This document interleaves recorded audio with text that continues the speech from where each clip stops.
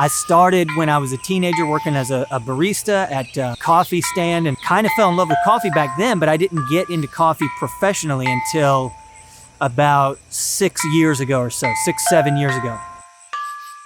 I'm kind of a truth seeker, so whether it be world history or spiritual stuff or the coffee world, I'm kind of trying to figure out the truth. Of course, you're either, you're following the money or you're trying to go back to the source. So if you're in coffee, the source is the farmer.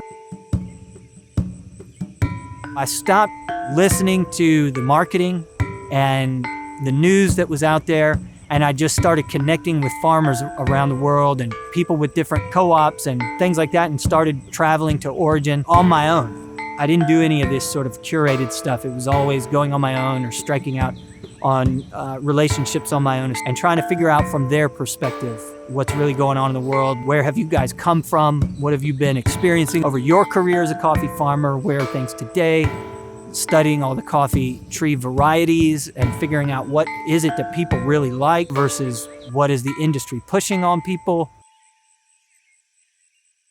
There weren't really coffee farmers to begin with. We had people in Ethiopia, and then we had some people in Yemen that were cultivating it. And then in the 1700s or 1600s, we had coffee being grown in India, but that was still, this stuff was kind of small scale. The whole idea of coffee farming came about with the advance of empire building and colonialism. Different European powers would take coffee as a cash crop into a new area that they were colonizing.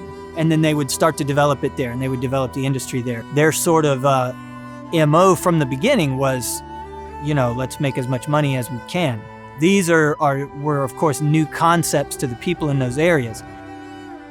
If you come a little bit farther forward from that, the economic situation and everything was very different, let's say in the 1800s and even early 1900s. By that point, you actually had coffee farmers in different places.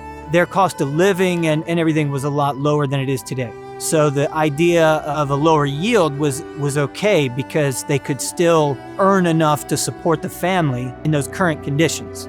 Fast forward to today, the value of coffee hasn't changed much relative to inflation and relative to the cost of living. So you've got this situation that was happening between, the cost of living and the value of their crops. So now they've got to figure out, let's say the value of our crop is nearly fixed, but our cost of living goes up. Well, we have to produce more to keep up with the cost of living. And so then they get forced into these situations, and they've tried to do things like take loans out to expand the farm, plant new trees, things like that. They're trying to keep up with the global economy and trying to keep up with the cost of living. But then they realize they can't, and all of a sudden they fall behind, and then they lose their farm, have to sell the farm out, or it gets foreclosed on by the bank. And so you see this global situation of all these farms being bought up into the same hands. And so you see these mega coffee companies developing and even mega coffee projects still developing. That they have sort of international backers, but you don't see any individual farmers necessarily benefiting. And then you've got the influence of Western culture. A lot of farmers today, still really the only thing that they're interested in is having a decent life, giving their kids a decent life, being healthy, and feeling like they have some sort of freedom in life to be self-determined in some way. So there are some farmers that they're not looking to build a swimming pool in the backyard on the farm. They're just looking to have a decent life. It's a little bit easier sometimes from my vantage point to work with a farmer like that to create a trade system that's actually sustainable. But you get a lot of farmers who have been sort of caught up in this whole idea of Western culture that they're not doing something right if they're not achieving some level of financial success. They don't always compare themselves to people in the US, but they can compare themselves to other people in their country, other wealthy people, maybe in other industries. They develop this sort of superficial aspiration for things, and then that drives them to create unsustainable situations.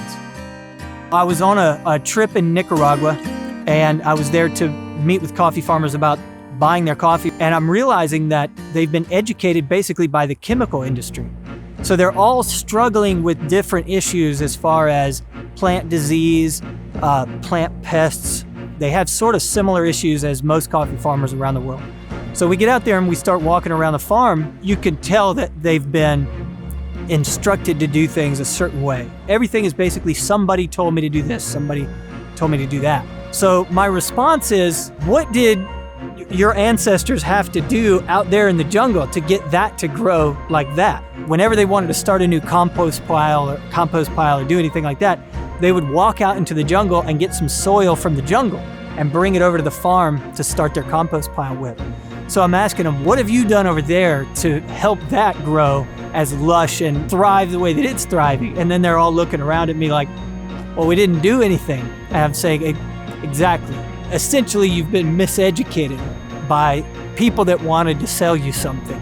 And so what we need to do actually is go back to the way your ancestors have done things, because it's only been in the last few decades that they've really made these big shifts in their farming practices. They just light up, their faces light up. They remember all that stuff. It's just this big moment of pride for them. To an extent, you just have to learn to get out of the way.